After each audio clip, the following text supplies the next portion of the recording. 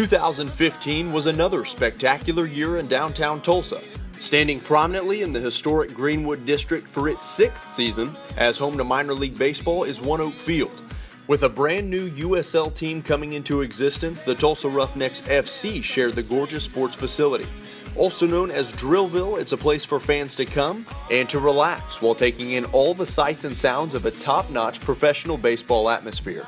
Hot, cold, rain or shine, fans came by the thousands to cheer on the new-look Tulsa Drillers.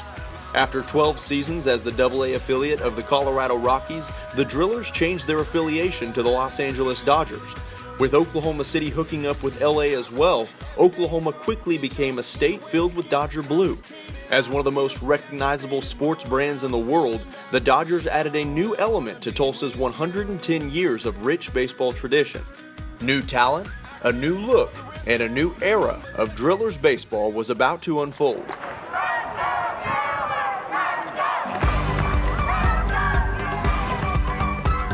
A Super Bowl champion had been crowned and March Madness had subsided. Finally, it was time for opening night. The first game of the season saw the Drillers take on the San Antonio Missions in front of 8,300 fans. It was an immaculate evening for baseball fun. Tulsa began its 2015 campaign with a 10-4 victory on 3 doubles and a homer for the star-studded roster, and the team's successes only continued throughout April. The Drillers crushed a disgusting 18 homers in the month, averaging nearly 1 a game.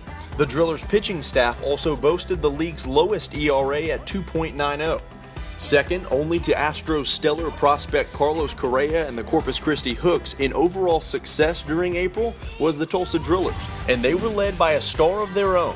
21-year-old shortstop Corey Seager was incredible for the Drillers in the month of April. Through just 20 games, Seager bolstered a .375 batting average with 7 doubles, a triple, 5 homers, and 15 RBI.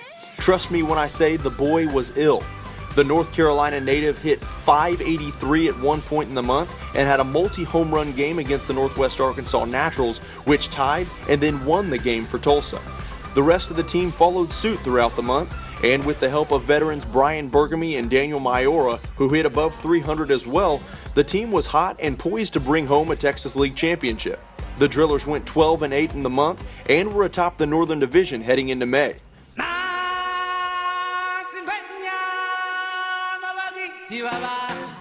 But May was the dawn of a new beast, an absolute nightmare for the club. And it didn't help things that both Bergamy and Seager got called up to AAA Oklahoma City. With big bats departing from Tulsa's lineup, the club scrambled to no end, searching for a winning roster.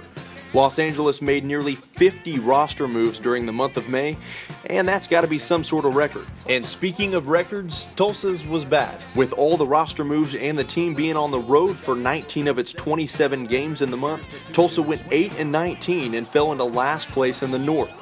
To make things worse, 18-year-old superstar Julio Urias took a month away from the game for cosmetic eye surgery. Urias was dominant on the mound in the prior month with a 2.18 ERA and 27 strikeouts in his 4 starts. On a brighter note, the Drillers welcomed in Dodgers prospect Jose De Leon, and De Leon tore it up through 2 starts in May. That, plus a walk-off homer by Lars Anderson that came in extras, helped sweeten the otherwise sour stint for the ball club. The Drillers played so many road games in the month due to the Big 12 tournament taking place for the first time at One Oak Field. The 5-day tournament saw the Texas Longhorns defeat the Oklahoma State Cowboys and take home the Big 12 crown. The Cowboys may have fallen short in the title game, but the annual Bedlam game at One Oak Field drew a crowd of more than 8,500, and the Cowboys pulled out the high-scoring 9-6 affair. And just because Bedlam is competitive in every facet, the Oklahoma Sooners' crimson t-shirts were given away faster than the Cowboys on a tremendous college rivalry night. In the blink of an eye, it was June baseball time as the first half of the season began to wind down. And June started off with a bang. The first Friday night fireworks crowd of the month was a One Oak Field record for a Drillers game, as 8,748 fans came and cheered and kept One Oak Field rocking. The fun didn't stop there though. Clunker Cars Night was a huge hit as Justin showcased and auctioned off 6 vehicles throughout the night to 6 unlucky fans. Later, a Drillers crowd set a Guinness World Record for most continuous high fives Also, Justin and the promo team continued their 3-year Mickey Mantle celebration as they gave away commemorative Mickey Mantle MVP rings to an exuberant Saturday night crowd. Lastly, One Oak Field had a game broadcast on national television, showing off Tulsa's beautiful multi-sport stadium on CBS Sports. All this fun, plus the Drillers turned things around on the diamond. Tulsa finished off the first half of the season in 3rd place in the North and went 14-14 in the airtight division through June. Cuban star Hector Oliveira joined the Drillers for 9 days and added his name to an already impressive list of prospects who had come through the organization this season. He joined Yadier Drake, another former Cuban All-Star who had been with the Drillers since early May but caught fire in June. The final big addition to the batting order was Ronald Torreyes. Torreyes, the spark plug infielder, became a staple in the Drillers starting lineup and was a machine on the base pads. On the rubber, Tulsa got more consistency in newcomer Jarrell Cotton. Cotton sported a 1.38 ERA in his 2 starts in June and struck out 11 without walking a single batter. To make up for all the road games in May, the Drillers played 17 at home during June, including 11 home games in 10 days. During that stretch, the rainy season that never ended in the summer of 2015 struck, and it struck hard. 6 games in a row were affected by rain, whether it was a complete rainout or just a delay. The Drillers grounds crew stayed busy throughout the season. Not only were they converting the baseball diamond to a soccer field between homestands, but Mother Nature caused a One Oak Field record of 54 tarp pulls throughout the year. In the midst of the long homestand, the Drillers got their 2nd walk-off win of the season. This time it came in the 11th inning. And the pitch, swinging a liner that is a fair ball down the left field line, and Mateo has done it. He wins the ball game in the 11th inning as the Drillers stream out of the first base dugout and mob Mateo at second base.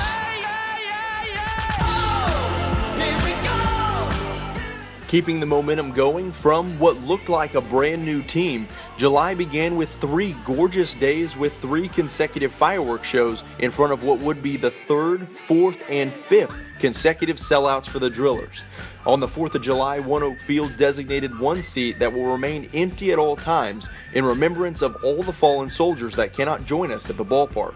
Also, Tommy Lasorda, the Hall of Fame manager for the Los Angeles Dodgers, made his tour of the minor league ballparks in Oklahoma as he spent 2 days with Drillers fans and with Dennis Higgins in the broadcast booth, while Tulsa held a special Tommy Lasorda Garden Gnome giveaway night. All of the fun and excitement at One Oak Field surrounded a team that looked poised to take over the North. The Drillers were at their strongest when it came to the pitching rubber in the month of July. The club's starting pitching looked to be the best in all of minor league baseball. Each starter in the optimum 5-man rotation was a huge name within the Dodgers organization.